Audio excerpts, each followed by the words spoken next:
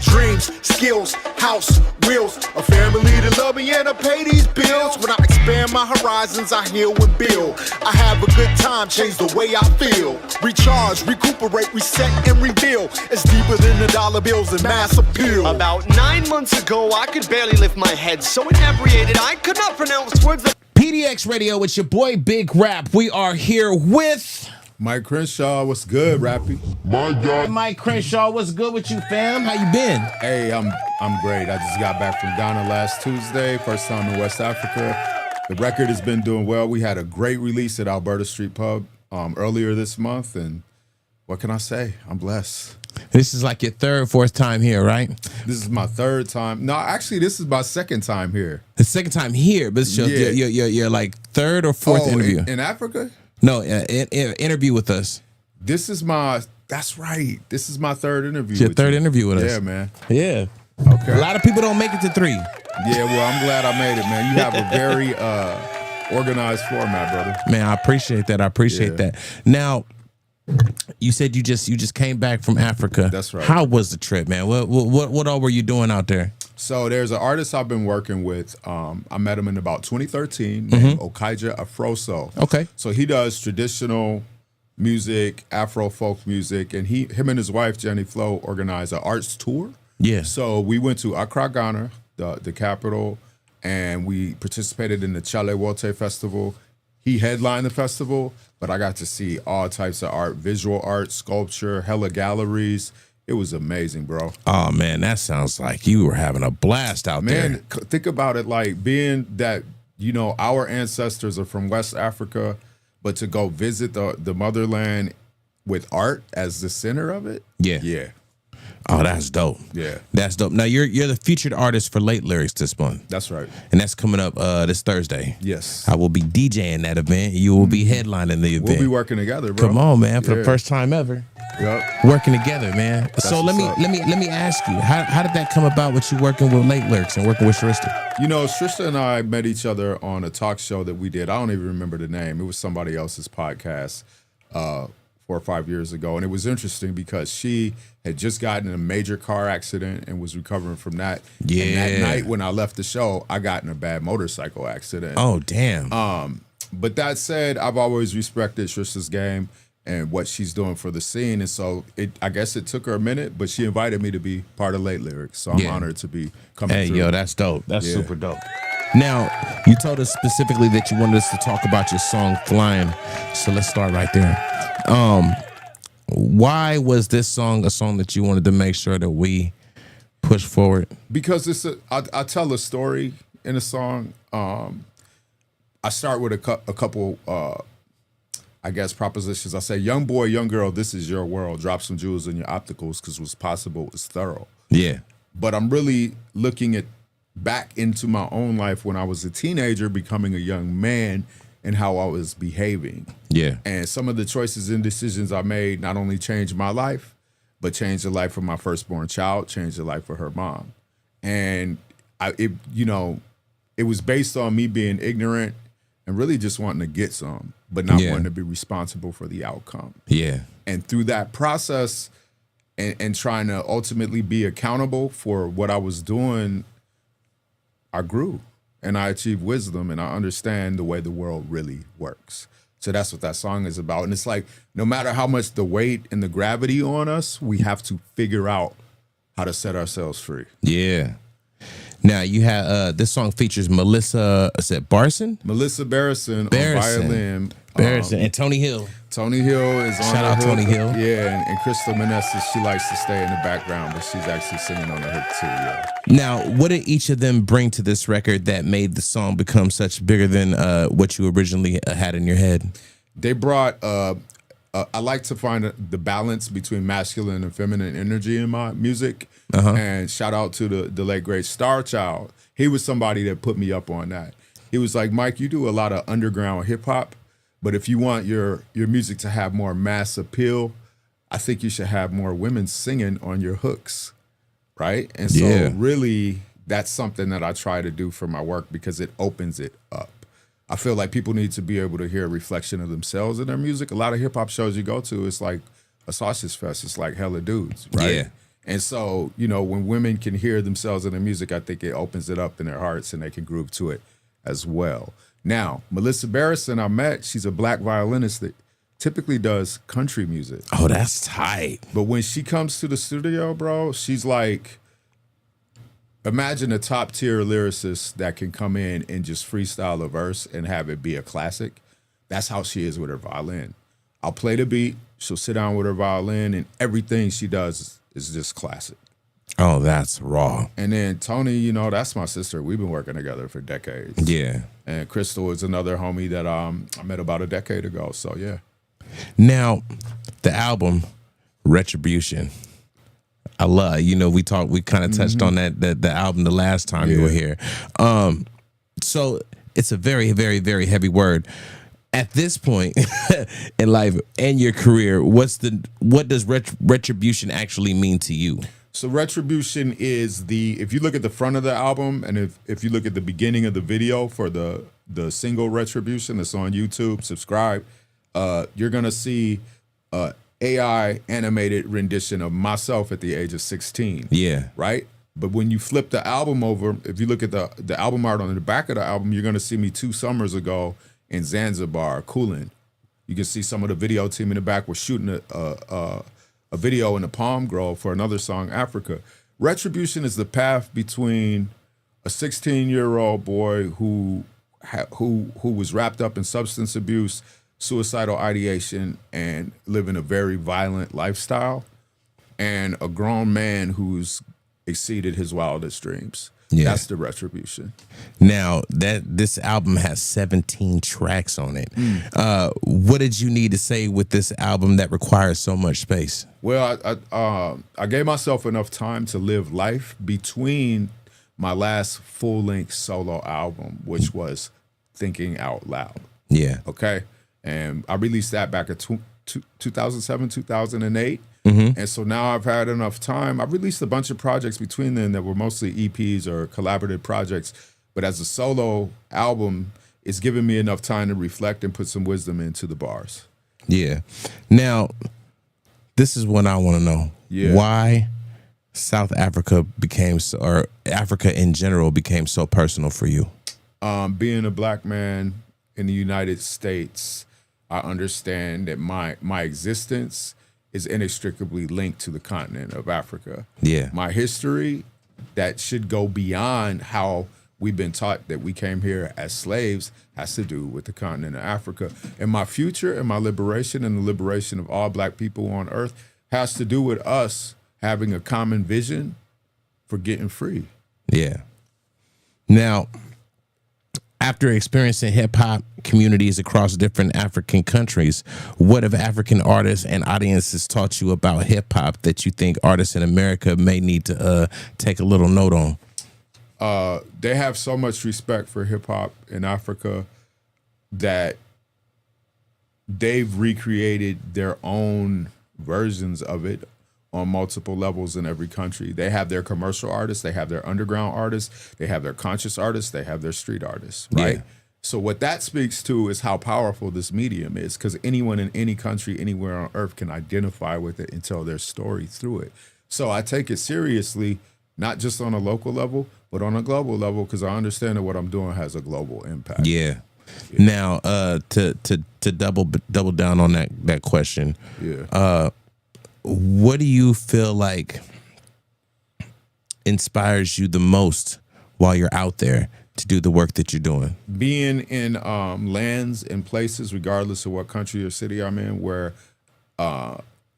it's the absence of white hostility, the absence of white microaggression.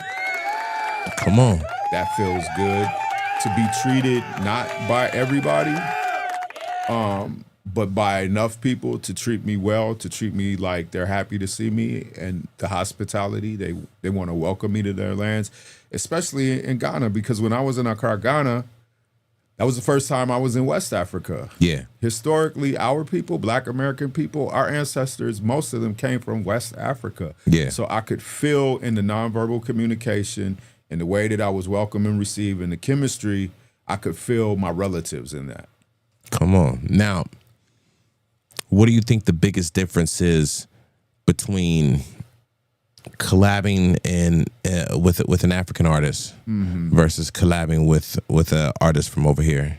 It's just perspective, man. The most Black Americans that I know haven't had the opportunity or taken the opportunity to get over there. Yeah. Most Africans I know on the continent of Africa have never been over here. So we're speaking, we're communicating, we're having a conversation, and we're sharing information about ourselves with each other that broadens our perspective and understanding of who we are. But I encourage people, if you could save some of the money that you earn and get on a plane, there's something about being there and seeing the way you're seen through the eyes of others, not the way you're seen through these racist people who hate you or are jealous of you, not the way you're seen through our own people who are jealous of you and don't want to see you succeed, but the way that people see you as a Black American on a continent will shift the way you see yourself on Earth. Do you think performing out there has changed the way you approach music?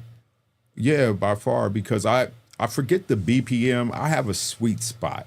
Yeah. It's kind of a laid back, give me enough time to say what I say between the beginning and the end of the measures on the bars. And I noticed that in Africa, people like something a little bit more up-tempo because it's a dance-oriented culture. And when I say dance, I'm not just talking about nodding your head. If you can provide something that gets women on the dance floor and a hook that's easy enough for people to remember, and this is a universal science, then it's going to go. So since then, I've been trying to make some songs that are a little bit more accessible than golden era boom bap. That's kind of my sweet spot. Yeah. Yeah. Now, you got any new projects you working on? Man, I'm working on a bunch of stuff with Showrunner and Mob Rule. Shout out Show, man. Yeah. Shout out Mob Rule. Yeah. Then my people's right there, man. You're going to see us coming out with something. I don't want to talk too much about, I'm working on something with Hanif Collins. I'm busy, man. I got a lot going on. Okay. Yeah. Okay. Now, for the Late Lyric show you got coming up, for the folks that have never seen you live, yeah, what can they expect? You can expect a clear, articulate delivery of a message to a beat that's going to be hard enough for you to feel. And I like to believe, as long as I've been doing this, that when I rock the stage, I take ownership of that space. Yeah. In a way that makes it clear, okay, Mike is a veteran. Mike knows what he's doing. As well, I'm not going to be rapping over my backing tracks. You might hear an ad-lib here and there to reinforce, especially on the hooks, but the verses you hear are going to be me actually rapping them in real time live. I love that. I love that. I love that. You know, artists nowadays, they'll rap over their whole song. I don't like that. I can't stand that. Because the thing is, it takes practice. Yeah, it does. To be able to deliver your bars on time. So when you get out there and you're rapping over your backing track, but you're not even on with the timing of your own damn lyrics, how can I take you seriously when you haven't taken your craft seriously? Right. Yeah. And what's your now I want to ask you, what's your stance on AI in music? It's not going to go away. You know, technology. So put it this way. Why would I pay a human being a fee to do for me what I can get a machine to do for free? You had to hire a helicopter to get aerial shots. But now anybody can have a drone. And that's the way capitalism works. If you can get the job done for cheaper, then that changes the game. And every time the means of production changes, then these technologies become more accessible. You don't have to pay human beings for things, like it or not. That becomes the wave. So AI is not going to go away. That said, I don't mess with it because my intellectual property is sacred to me. Come on. You know, my voice is my voice, my likeness, my being. That's a divine gift, right? Yeah. So when you steal that for monetary gain and you got people searching for your music and they're getting something that a robot did that kind of came up behind you and snuck your own rights to profit off of your hard work out from under you. Yeah. That's some bullshit right there. Now, I have personally went and looked up some artists from the town Yeah. You were one of the ones that pulled up on the AI Watchdog website. Really? Oh yeah, you, Mike Capes, and there's a couple of other artists. So what in the town. does that mean? That our music is at the risk of being reproduced by AI bots? That means that AI companies. It doesn't tell you what AI companies have done it, but AI companies have either scanned through your catalog and listen to your music, and have trained their AI models on your music. Yeah, and fuck it's happening. them for that. It's happening to millions. It's one of the reasons I wanted to ask you this question, because it's happening to millions of artists all over the globe. Yeah. You know what I mean? Well, here's the sad part about it, because theft, intentional theft. Yeah. Now, what drives theft is and other property crimes is poverty and need and lack. Yeah. For poor people. Yeah. Because people got to eat. But what drives theft for the wealthy is greed and evil, because they don't even need to steal from you. They're just being lazy and parasitic. Yeah. And the sad part about it is the wealthy are not accountable because they're inaccessible. You can't find the person that did it. You can catch somebody stealing your bike if you're lucky. You can go have a word with them and get your bike back, or you can whip their motherfucking ass. But these rich people, these wealthy people behind these machines and these AI bot companies, if I could find one of them, I would open them up, but I can't. And that's what's wrong with it.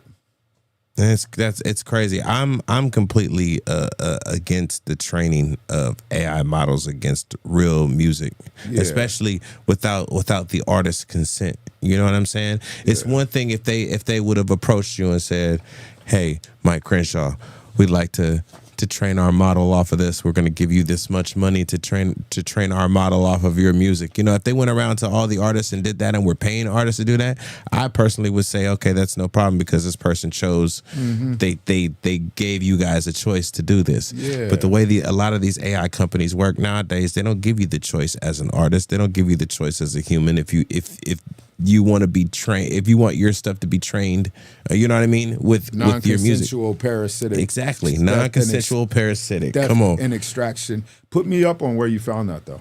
It is called AI Watchdog. It was an article that was put up by The Atlantic. Okay. And pretty much Google that, and it'll pull up this article, and it's a search bar. You basically type a name in there. It'll tell you if your music has been trained by AI. Damn. It's crazy. Yeah. Like the only reason I found out about this website, YouTubing, watching who was it? Curtis King. Shout out Curtis King. And I was watching him, and he was talking about it with his audience. I went and found the website, because that's just my natural instinct is, what is this thing? Let me go find out what this is and see if this is really true. Looked up my name, found nothing. I was like, oh, maybe I'm not good enough. It went somewhere else. And then I started searching names from the town. Yeah. Mighty's name came up. Swiggle's name came up. Mike Cape's name came up. Your name came up. It was a few of them. It was not a whole lot. Not basically because they can tell whoever's working hard. Oh yeah, and making an impact. They're like, oh, we need to go grab some of that. Yeah. And it was the AI Watchdog. Was an article done by The Atlantic, is where I found that information. It's crazy. Thank you, bro. Oh no, of course, man. You already know this is what we're here for. Yeah, man. So after Late Lyrics, what's next for you? Working on trying to complete some of these projects that I'm working on. I'm mentoring some young people. I'm meeting with some brothers from Ascending Flow. Shout out to Ascending Elias Flow. And Talilo. Yeah. We're meeting later today because we're going to discuss the possibility of getting some of these hardworking younger artists over to the continent. Shout out to Bakiko. Shout out to Wavy Joseph, because they've already been over there with me, you know. But we want to get some of these younger artists on the African Hip Hop Caravan circuit. Yeah. Now, you're still doing the African Hip Hop Caravan, I see. Well, we're trying to bring it back. I mean, all the relationships that I currently have in Africa outside of my relationships in Ghana are related to the African hip hop caravan in Zimbabwe, in Tanzania, in Kenya, and South Africa. But it's been a minute. It's been kind of on hiatus. Yeah. So we're talking about what can we do to resource it so that we can bring it back 2027, 2028. Yeah. Now, you got anybody you want to shout out, man? I want to shout out my project Gora, Ghosts of Our Revolutionary Ancestors, DJ Clavicle, Libretto, Redray Frazier. We got to get on stage at my CD release party, and I'm hoping that we can get some more good shows coming up in the coming year. Yeah. And you got anybody that in the world that you would want to work with that you haven't worked with yet? You know, me and Magic 9 should probably do at least one song together. Magic 9 is such a beast. She really gets it. Shout out Magic, man. Yeah. I had the pleasure of interviewing her last month, and I got to see her perform live for the first time. Mm-hmm. She's somebody that I've heard her name a lot, but had never had a chance to meet her and to see how free of a soul she is, you know what I mean, and how she is just strictly about her music and being a doula and all of that is just amazing, man. It's just amazing. She's a powerful individual, man. I think that's gonna be a super amazing song. Thank you, especially brother. You two together. That'll be dope. That's super dope as fuck. And shout out to Toni Hill, always jolly rapper, Aaron Nigel Smith. Yeah, congratulations, y'all.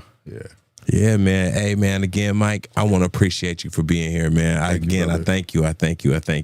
Again, I'm Big Rap. That's my guy, Mic Crenshaw, man. We out this motherfucker, you bitch. Let's get it. Yeah. Yo.